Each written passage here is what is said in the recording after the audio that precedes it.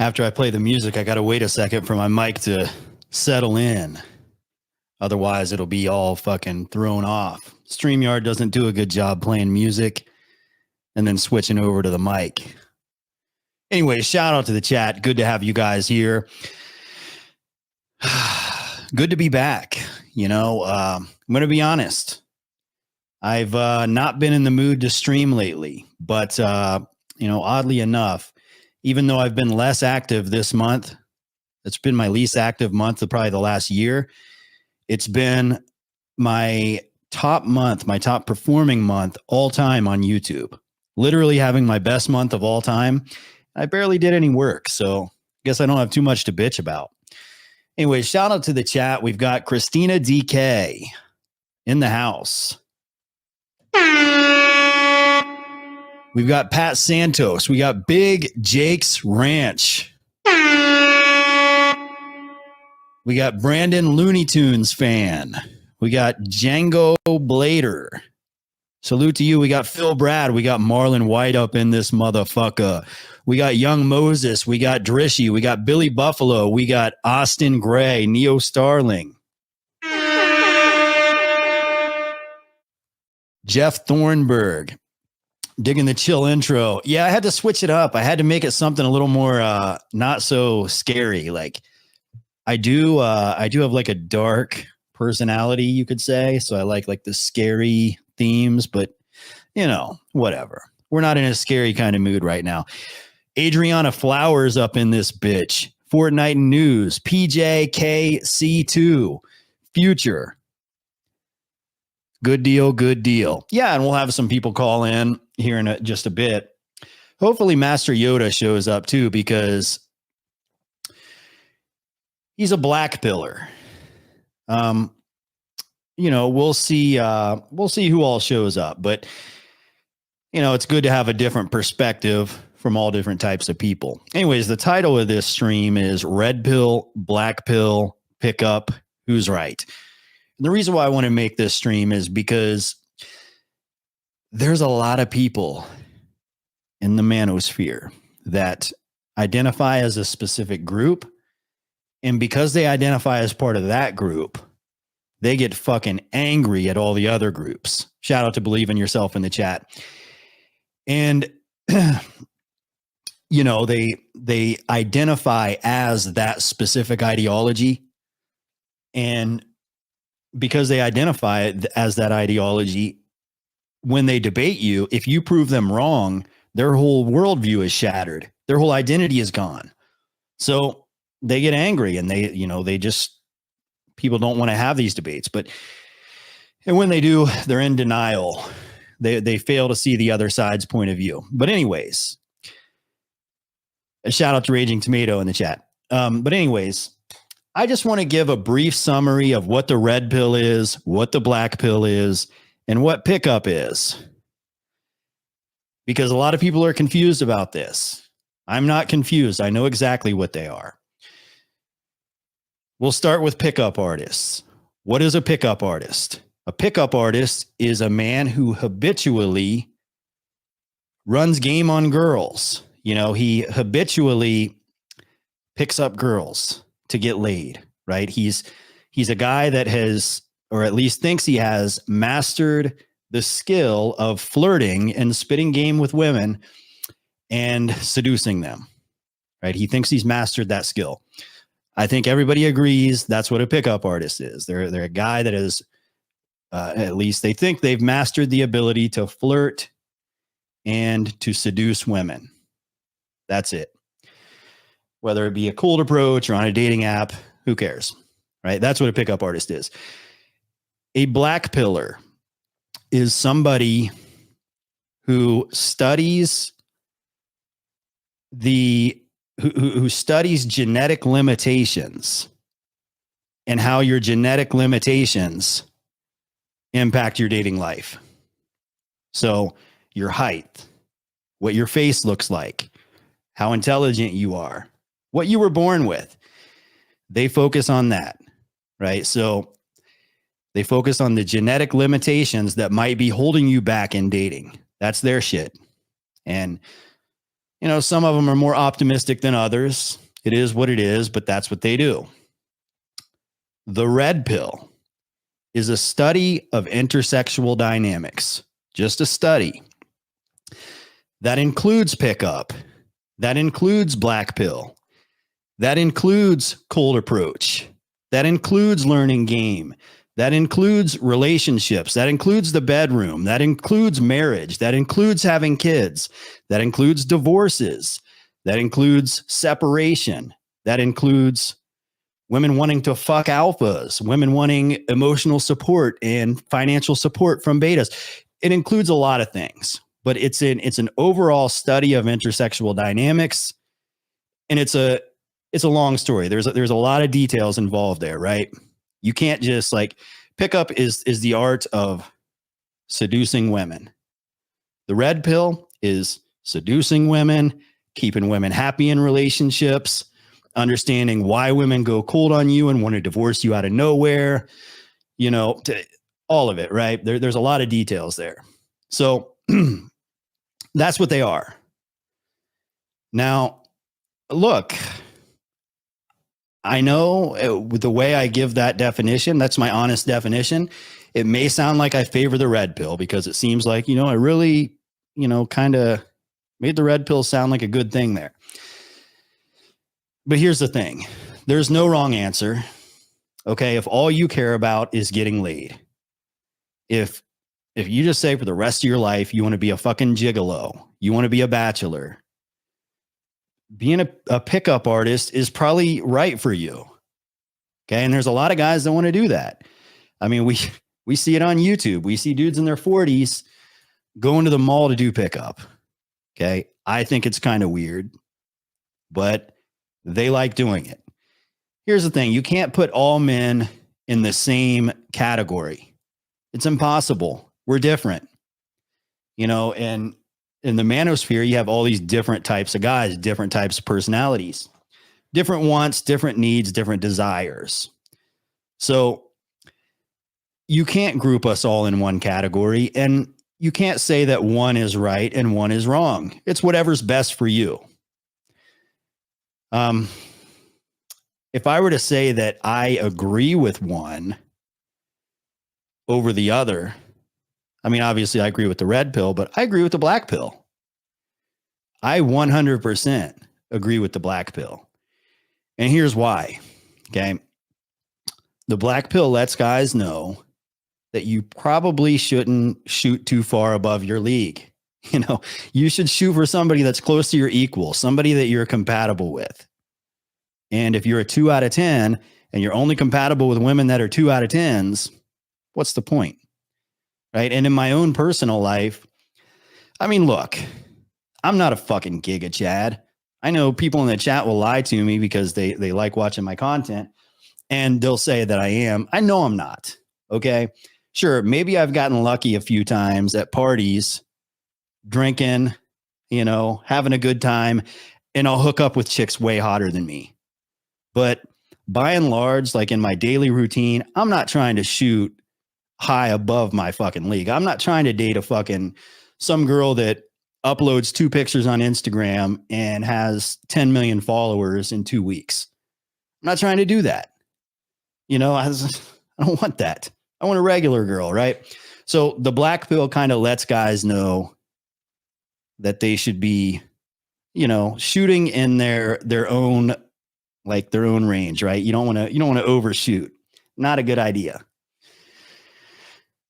But the red pill is the only part of the manosphere that gets into,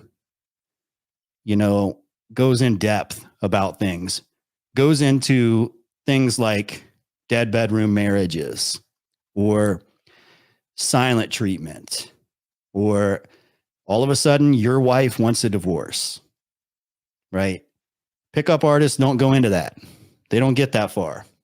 They get their dicks wet, they're done. That's all they know. The red pill likes to go in depth. And the red pill has a whole different, you have so many different guys in the red pill. You've got pickup artists in the red pill. You've got dating coaches. You got married red pill guys. You got MGTOWs. You got incels.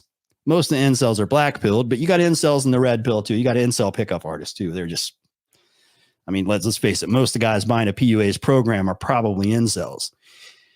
So, that's sort of the gist, the rundown of the manosphere. I think the red pill is a good thing. I think pickup artistry for a high school guy can be a good thing. I think most guys outgrow it. I mean, I don't really see a whole lot of progress from the first girl I cold approached when I was 16 to now. I think I did just fine the first time I ever approached a girl.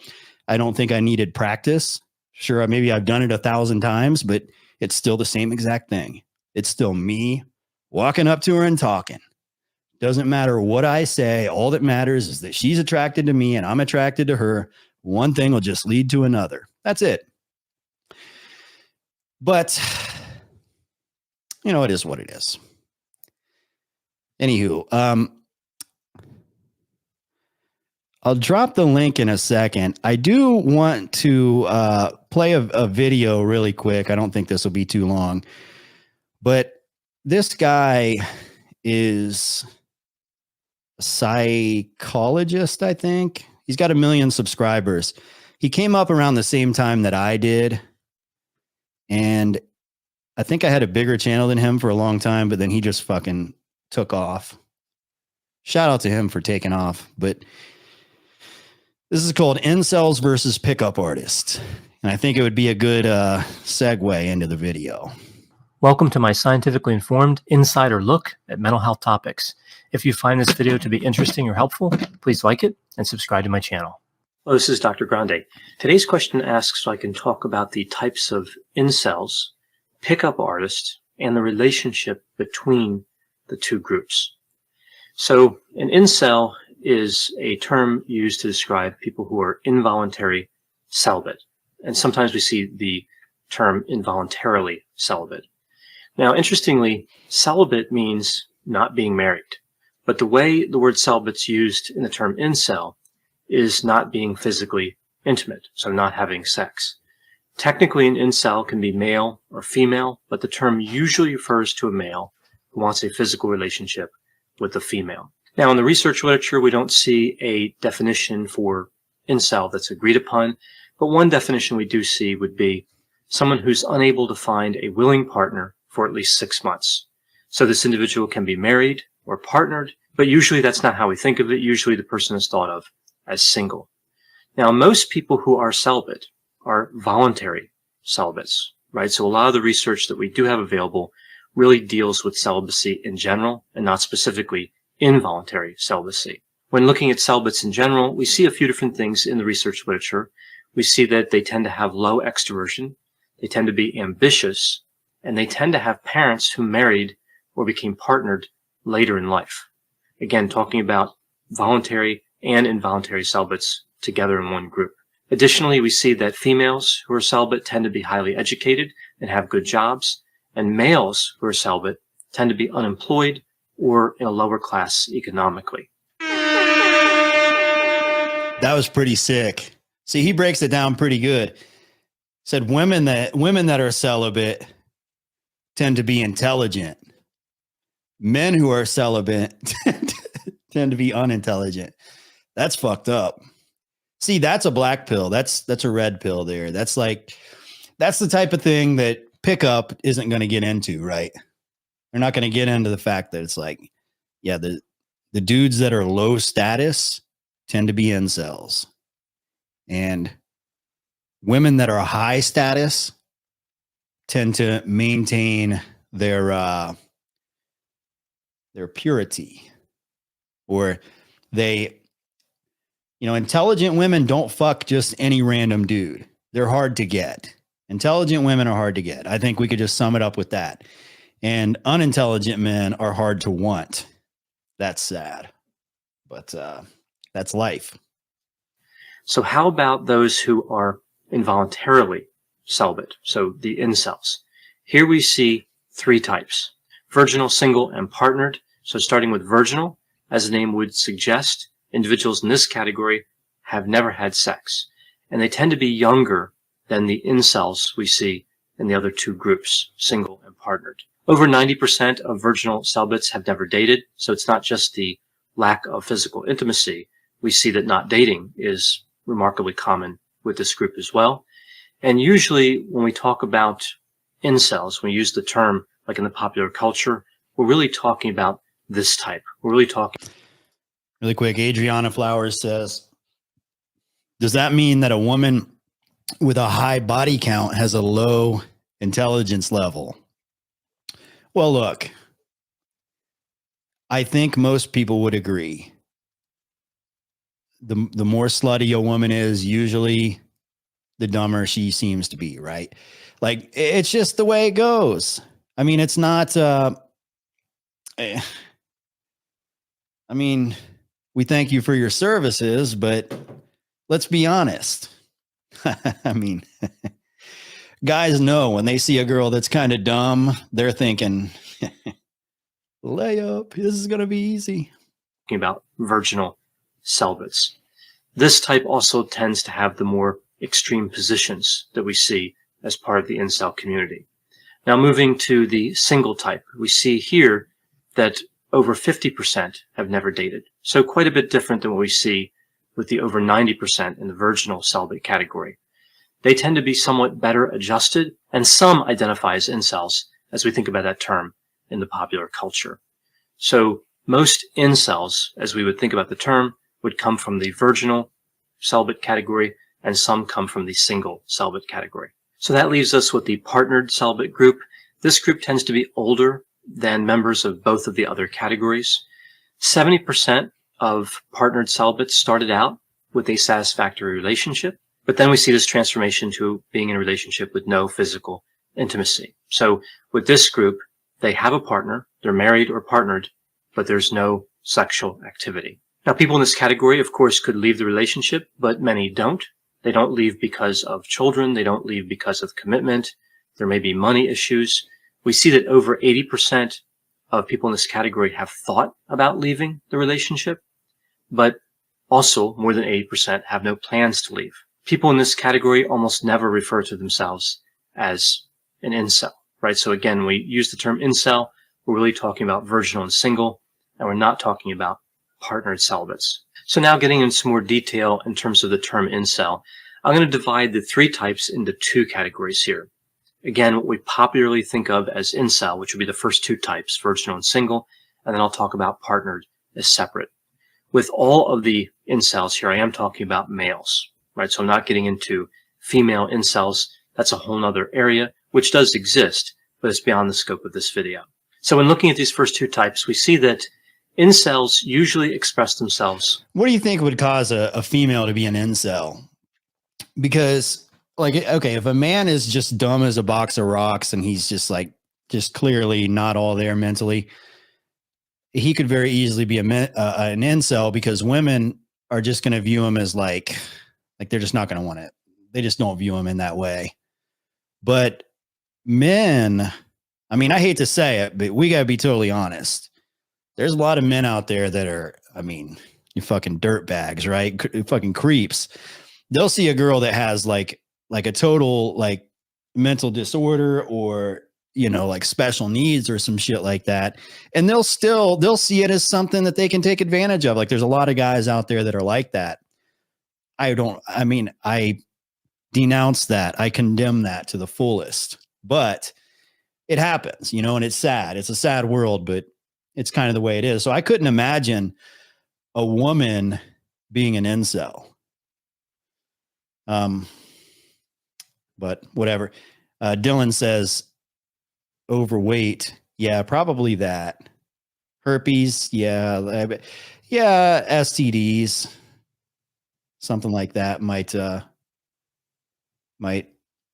you know, mess things up for a little bit.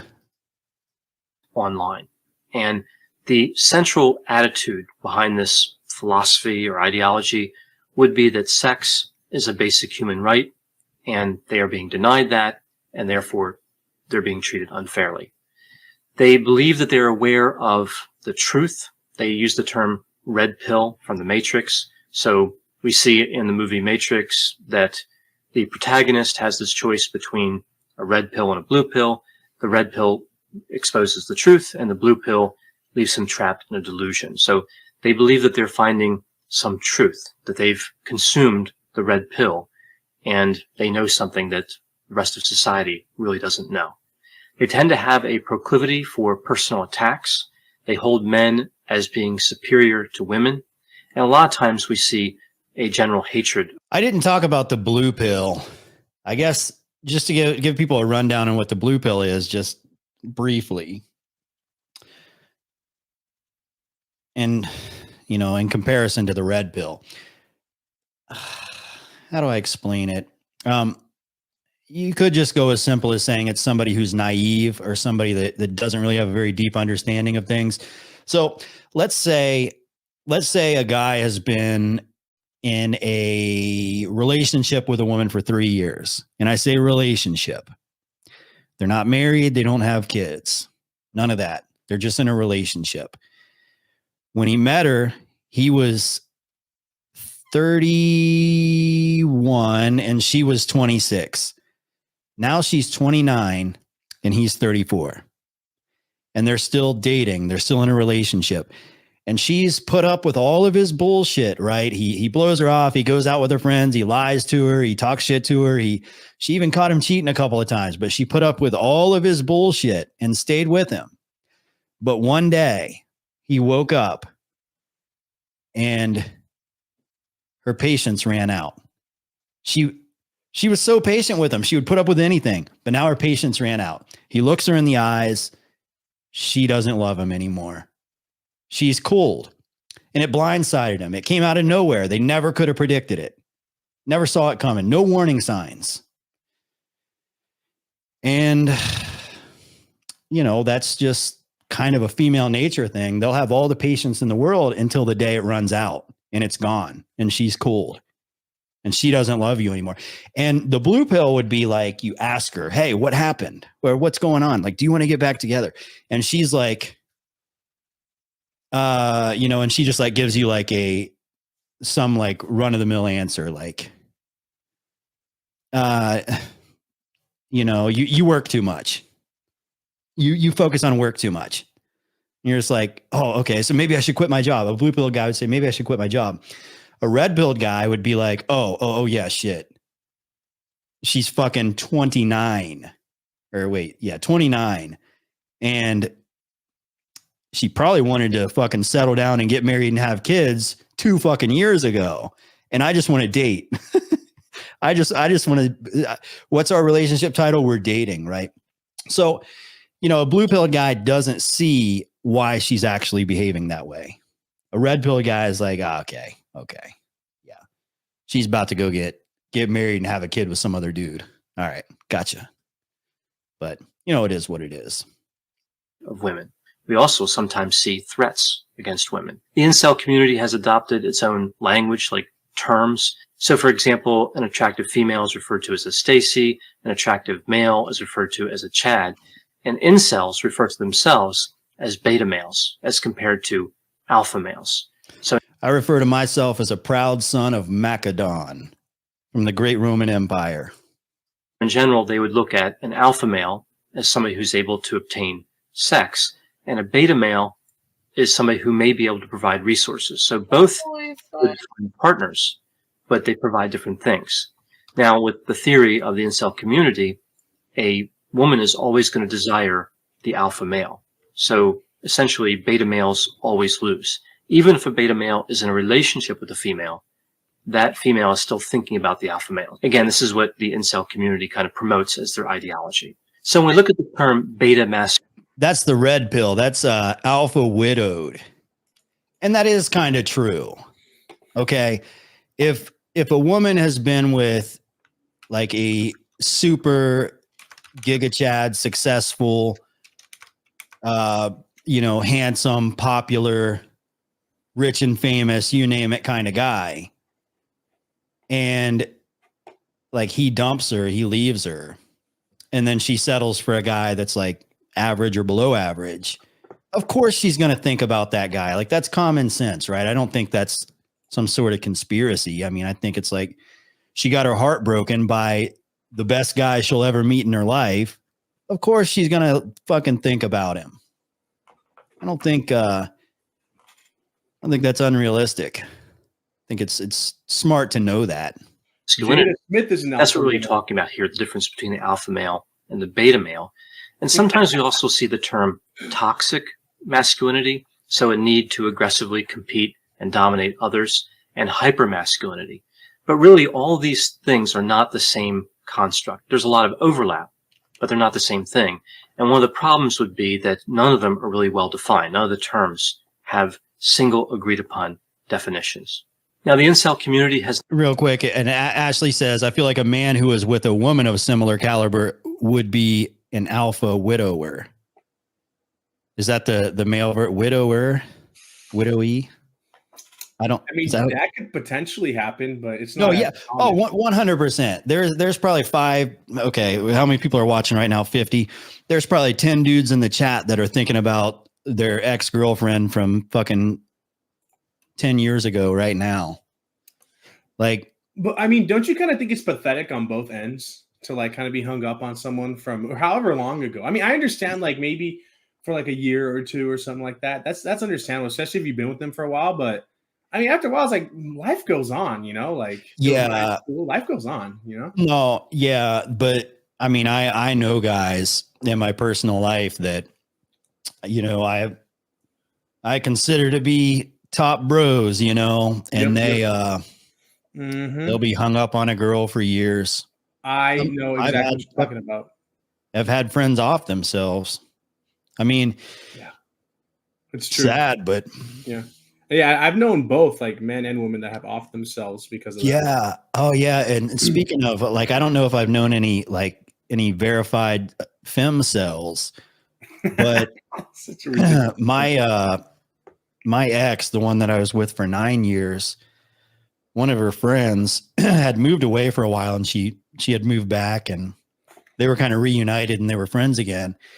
And she had a boyfriend that she was with for several years.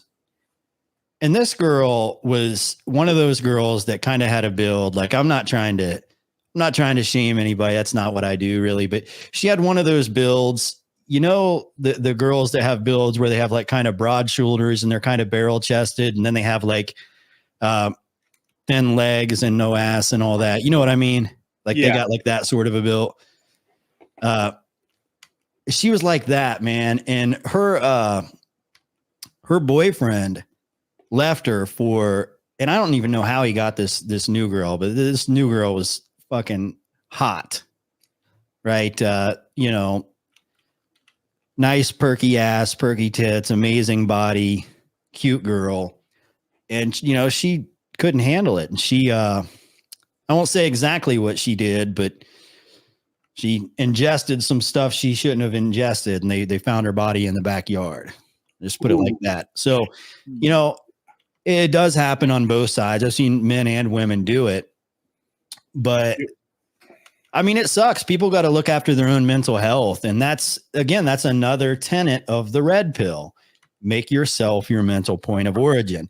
For sure. Not because you're a narcissist, not because you're fucking evil, but because, you know, you have to take care of yourself. Yeah. Like, not only are you useless to the rest of the world if you don't take care of yourself, but you're zeroed out, you're devastated. Life is over if you don't put yourself first, if you put somebody else first, when they're gone, you're gone. You're mentally checked out. Yeah. So that's just a bad idea. And the main thing is that no one else is going to do it for you, you know? So like, yeah. I mean, no matter, like, you could have like the most loving family, friends, girlfriend, boyfriend in the world. But I mean, if you don't look after yourself, like there's not much anyone else can do. 100%. Yeah. It's like, I remember the second time I went to rehab, there was someone who was struggling in the group. And of course, I'm not going to say who it is because, you know, yeah, they basically like said what I just said, one of the therapists. And I kind of said the same thing to her earlier. I said, you know, you could have the best doctor, best counselor, therapist, whatever. But if you don't take any of their advice and you don't look after yourself, it's all useless. It's all in vain. Ryan Gosling's a good-looking dude. It's not been effective at organizing around one message. This really isn't surprising. So we see a lot of divisions in the community, and some of these divisions are really highlighted in the relationships with the pickup artist that I'll talk about in a little bit. Now, sometimes we also see the term geek is thrown into this, but geeks are really quite different than incels. Geek males embrace some of the aspects we talk about with hypermasculinity, like emphasizing intellect over emotion, but they don't subscribe to others, like sexual or sporting prowess, right? So geek males are really quite different than incels. Now, I talked about the incel community is largely alive, so to speak, online, not really in person. And this is interesting because Incels have always been in person. They just didn't have a movement. You didn't know what they were when you were in high school, or at least when I was in high school. I'm 38, so 20 years ago. 20 years ago, this old saloon was a home away from home. No, when boys were boys and girls were girls. No, but there were plenty of guys that weren't getting action. Like plenty of guys that were virgins that had never had a girlfriend, that they would like girls. They would always have a girl they were interested in, but they just couldn't make it happen. So, I mean, I guess that's normal in high school, but as adults, I mean, I guess I knew a few people that there was one guy I would always, his mom gave him a house right after high school. And so it was kind of a small house, but we were 18, 19 years old. So, we could throw pretty cool parties and shit there. And I would bring anytime I brought a girl, I would make her bring a friend. So he would have somebody. Yeah. And we would do this. I probably tried this 20 times. 0 for 20. Dude wouldn't even sometimes we would leave, me and the girl that I brought would leave and leave the two of them together. Still wouldn't get anything. And it was there's alcohol involved. There's, partying, having fun, still not getting anywhere. Nope. So, I guess some guys just don't have that it factor. No, I think it's they think they have to always say the perfect thing or have that, kind of that PUA approach, but they don't have that. They don't just let it flow naturally. They don't think it's like pedestalizing women, and that's what they do.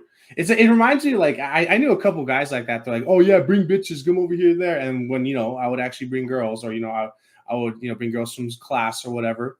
They would, they wouldn't say shit. The dude wouldn't even talk to them. It's just dude, fucking, that shit cracks me up though. Cause it's just yeah, I wouldn't even bother. And I just met this one dude recently at a house party, and he was a little awkward, but he just wanted to talk to me for whatever reason.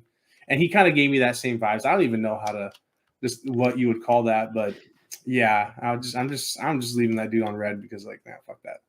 Yep. Sarah says 20 years ago, Jesus, I'm old. Yeah, my 20-year high school reunion is coming up in, what is it, March, April, May, 3 months. I might go to it. I haven't seen those people in forever. Would 10 you? years. Saw them on the 10-year reunion. I'll go peep them out. Tell them I changed my name to LFA though. Yeah. they believe that online dating actually contributed to their situation. Online dating caused an overemphasis on physical attractiveness and really essentially created a marketplace that trades in just this one commodity. So personality characteristics and other resources are just lost. It's all about that initial attraction, which of course is based, again, on physical attraction. There are also some interesting dynamics around how the incel community formed online and how it's maintained. So I think that this online community really leads people who are part of the community to believe that there are more of them than there really are. So we see that by spreading links and reposting articles that support their ideology, they've really been able to spread their message to a large group, but not really that large compared to how many people there are in society, right? So they have this idea that they're really popular, that a lot of people believe what they believe, And there's some reasons for them to believe that, but they're really not. They really do have a minority opinion kind of packaged as a majority opinion. Now we see that they have hopes of a rebellion that will never happen, the so-called beta uprising. But individuals, of course, could still be dangerous. And we have seen some unfortunate examples of this where incels have engaged in violent activity. But no uprising is really logistically possible for their group. So they're kind of hanging on to this fantasy of their way of thinking becoming extremely popular. So now taking a look at the personality characteristics, and again, I'm still talking about males in the first two types. I don't know about their way of thinking becoming extremely popular. I don't know what to think of that. It is popular. Like the black pill stuff is pretty popular, but is that good or is that bad? Like, is it good for them to have a community where they can express their frustrations, or is it bad?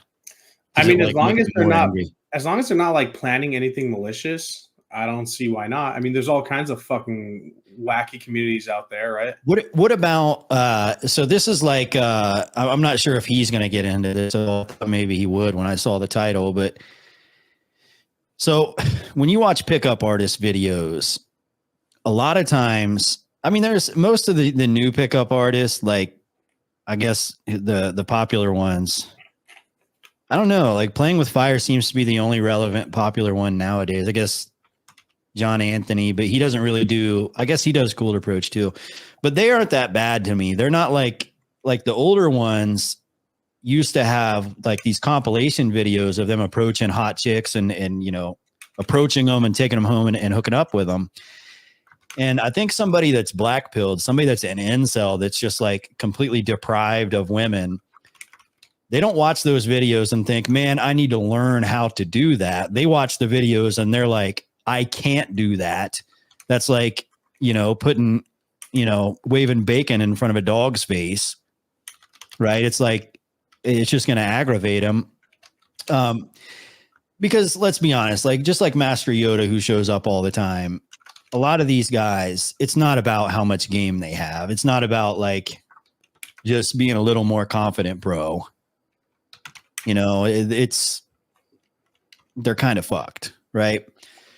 And I don't, you know, I maybe it's not a good idea for them to see PUA content. It'd be a little frustrating, but I don't know. Virginal and single celibates.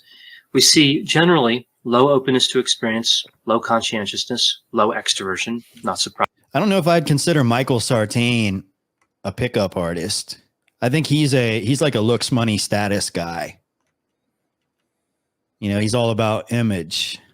Your image and your presentation of, you know, who you are on social media and how the world perceives you and pre-selection and, you know, be the magnet that attracts. Whereas pickup artists are like cold approaching and seducing. They're the hunters. Michael Sartain teaches you how to absorb women into your circle. Pickup artists teach you how to go out and, I don't know, pick them off one by one, I suppose. Pricing, low agreeableness, and high neuroticism. Some would fall in the category of vulnerable narcissism. Many would have low resilience and low frustration tolerance. In terms of mental health, we could see any type of mental health characteristic or the absence of mental health characteristics. But in general, mental disorders that would be overrepresented in this group would be autism spectrum disorder, major depressive disorder, persistent depressive disorder, generalized anxiety disorder, social anxiety disorder, and agoraphobia. So now moving to the partnered type. Again, still talking about males, but these individuals would still technically be incels. Now, the partnered celibates are much different. We see mid to low openness to experience, mid-range conscientiousness. Still, we see the low extroversion, but we see mid to high agreeableness and high neuroticism. So some of the areas match and some don't. We see that the partnered celibates really have no association with extreme views. They don't believe there's going to be some sort of rebellion, and many don't. See you guys talking about the Baconator in the chat. I don't know. When I was a teenager, it was the junior bacon cheeseburger because it was $1. Yeah. They used to have more meat and more bacon on it now. And now it's just like a tiny little slider. Yeah. Back then it was legit though. Yeah. Me and my friends were broke teenagers and a little bit stoned. Yep. Junior bacon cheeseburgers hit the spot. Don't have any particular dislike for women. We see an absence of a vigorous online community. Some of the support they get could be online and some could be in person. But again, we don't see this kind of vigorous online community like we see with the first two types of incels. There would be an increased likelihood of seeing cluster C personality pathology, so avoidant, dependent, and obsessive compulsive personality disorders. But generally this type, the Avoidant. I think I'm avoidant. partnered celibates, would not have a strong association with mental disorders. Now looking at all types together, and again, still talking about males, we do see a tendency to be socially awkward and have a negative body image. We see individuals who often think of themselves as unattractive. They think people would be repulsed by them. So they end up avoiding social situations because of this. So we see this kind of chain of events that occurs that ends up with them avoiding these different social situations. We also see that the incel community tends to have a lower income, no place of their own, and they tend to work in male-dominated fields.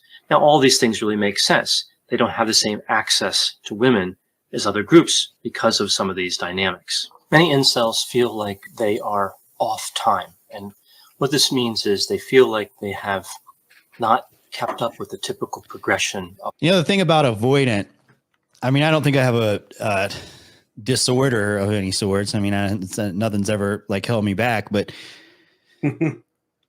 it's the best way to describe. And like a lot of people, surprisingly, a lot of people reach out, and those avoidant attachment styles are really popular. Like those rabbit holes on YouTube are really popular. So a lot of people research that stuff, and a lot of guys will be talking to a girl and they'll think she fits the description of somebody that's like a fearful avoidant or dismissive avoidant. And they'll kind of like want some sort of a strategy. But the truth of the matter is, when somebody is avoidant,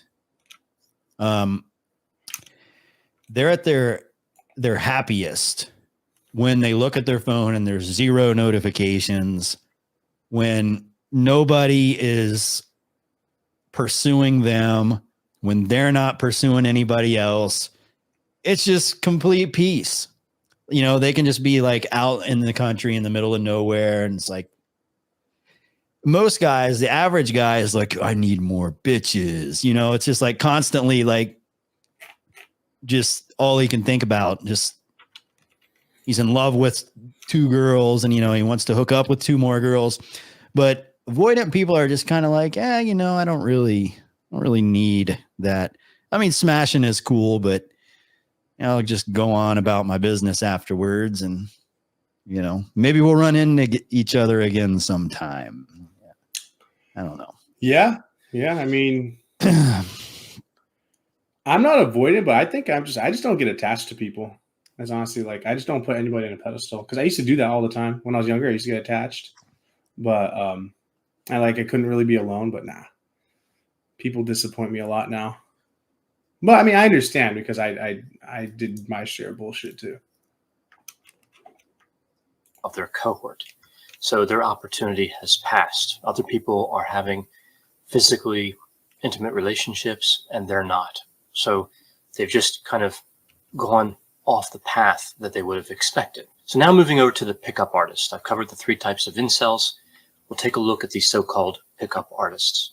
So here we see that these individuals are men who attempt to seduce women. They're not the same thing as incels. Pickup artists are completely different than incels. With pickup artists, we see the dark triad traits, typically narcissism, psychopathy, and Machiavellianism. So pickup artists are often arrogant, manipulative.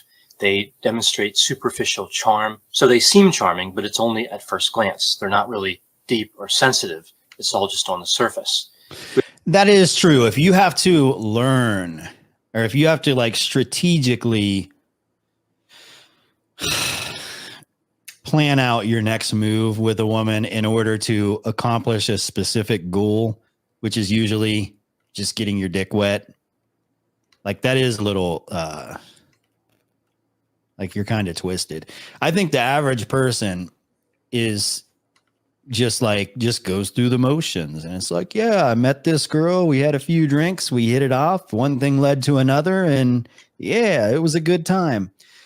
But I mean, I think it is kind of weird to like go out with like, I'm fucking one of these girls tonight, and it's like you kind of have like a whole game plan of what you're gonna say, and you know, like this whole like system in place to get her to come home with you. It just seems kind of weird to me. To each their own.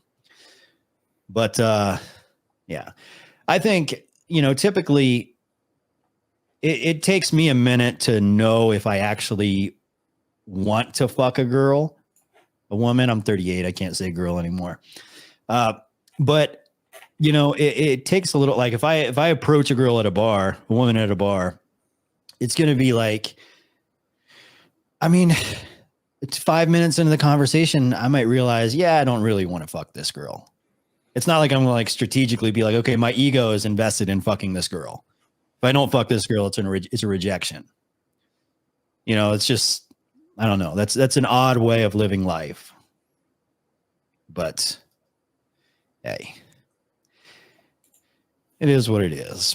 We also see they're socially dominant. They tend to be strategic. And of course, they're antisocial. Additionally, we see characteristics like being immature, unsophisticated, and transparent. And we see this evidenced in a lot of the techniques they tend to use. They use helpers to try to gain an advantage in terms of appearing attractive. They point out flaws in a woman to make her feel more vulnerable. In theory, this gives them some sort of nagging. They call that nagging. They nag and display high value. My perceived value needs to be higher than the woman's. I don't know. Seems like you can do better. Advantage. They tend to be confident, as I mentioned before. They maintain eye contact fairly well, and they pretend to be interested in long-term relationships. They make themselves appear wealthy, and they try to. I have had friends that have done that before. We used to go down to usually Myrtle Beach because it was a lot closer and cheaper, and we could like make the trip and just like stay a night or two there and then come back home. But sometimes we go all the way down to Miami. That was a little bit longer of a drive. But you know, I had a couple friends that would just lie their fucking asses off with girls. They would say they were doctors when they were fucking worked at the damn post office and all kinds of fucking shit. You know, I've never been that type because I just don't have enough investment in women I don't even know to fucking feel like I have to impress them, you know? I just think like we can chill and have a good time, even, you know, I'm just me and you're just you. I just think it works out better, but there are a lot of guys out there that just naturally they do kind of lie about shit. You know, they make more money than they really do. They're, you know, they have this amazing, interesting, and exciting life, but I don't know. I don't think women really care about that shit unless they're going to, unless she's a narcissist and she, like, it just wants to use you for what she can get out of you. But most women, I think, like I know guys that have been like drug addicts with no job, complete losers. You know, guys that are like fucking skateboarders into their fucking late 20s and never accomplished anything, and they still have girlfriends. They usually have hot girlfriends. I don't know. You know, there's something to be said about that because women typically, or both men and women, you build an emotional attachment to somebody by investing in them, right? It's so like if you watch a football team one time, you're not invested. That's just one time. But if you start to watch that football team every single Sunday, now you're investing time in that football team. And then you buy a jersey, you're investing money in that football team. You go see them play, you're investing time, money, and resources into that football team. All of a sudden, you're emotionally attached to that football team and you fucking live or die that football team. And relationships are the same way. So if you invest a lot in a woman, you know, you're going to fall in love with her. Same thing with your freaking lawn, right? If you kind of a weird comparison, but if you spend the whole fucking week gardening and throwing mulch down and flowers and bricks and all sorts of stuff, then you're emotionally invested in your lawn. A relationship's the same way. When you put a lot into it, you are emotionally invested in that relationship. So if you're a guy that's a loser, this is like one advantage that guys that are total losers have is, in order for that relationship to have any chance of succeeding, the woman has to invest a lot of time and effort into him because he's a fixer upper, right? And when women do invest a lot in that guy, especially if he knows how to, you know, lay the hammer down, then, you know, that's for the most part, it's probably gonna be a good relationship. I don't know, but I don't see why guys have to lie. It's like, just fucking, you know, just be yourself, be your flawed self, and accept the results. Appear special, which is interesting because this is one of the characteristics of narcissism. So, for example, we see they try to use some sort of unique clothing device, right? So they'll try to dress in a way that makes them stand out from other people. So the essential mission of a pickup artist is to create an attraction. There's, I'm going to be honest. There's no better smell in the world than freshly laid mulch. It's the fucking best. Can't beat it. Make the woman feel comfortable and gain her trust. In theory, this can lead to seduction. Now, most of the techniques that they use are technically legal, but some techniques are aggressive and illegal. When it comes to pickup artists, we kind of see the characteristics expressed mostly in one of two ways. The narcissistic, shallow, empty, and crude way I talked about before, but also a method designed to help people overcome anxiety. So a fake it until you make it type of idea. So somebody might approach this certain set of strategies with the idea. Yeah, you only have to learn how to be high value, and you only have to learn how to display high value when you're not used to being high value. You know, if you are high value, like if you're 6'4" and you're worth $10 million and girls are like, oh my God, you're so hot and you're 6'4" and you're rich, you're going to be like, you're going to downplay yourself. Like, oh, nah, I'm just me. I'm just a regular guy, you know? But, you know, if you're on the opposite end of that spectrum, you're probably going to be like, no, yeah, I'm actually 6'2". And she's like, no, I'm standing next to you. You look like you're 5'9". No, I'm 6. You know, you're going to lie about everything. And it happens, right? So I don't know. I don't see why guys feel the need to do all of that, but I guess he's saying it's a personality disorder. I think it's just guys being stupid and they think it gets them better results. They can build their confidence. They can improve in other areas, not just what they can obtain in terms of physical relationships. And of course, this is rarely a successful way to approach overcoming anxiety. Now, the pickup artist strategy in general is essentially pseudoscientific nonsense, right? We see a lack of insight by the people that use the strategy. Any success, as they call it, that they might have is based on deception and manipulation. It doesn't teach somebody how to date. It doesn't teach somebody how to gain true intimacy. And it doesn't teach somebody how to establish a genuine relationship. So again, it's just an empty and shallow set of strategies. So this brings me to the odd relationship we see between the pickup artist and the incel community, a relationship that emphasizes how the incel community is not homogeneous. For some in the incel community, they reject the pickup artist as chads, right? So men doing something that they can't do. There's resentment there. And this kind of makes sense based on the two ideologies. All right, but I just realized that he put like half of his head is out of the frame. Bro, like take like a couple steps back, you know, be professional. Put your whole head in the frame.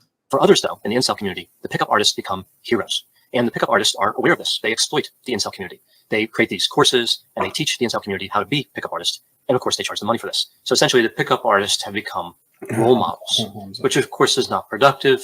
It forms a parasitic relationship. If incels had the ability to be pickup artists, they would already be doing it, right? So the pickup artist might be able to I agree with that. I know pickup artists would disagree, but I agree with that 100%.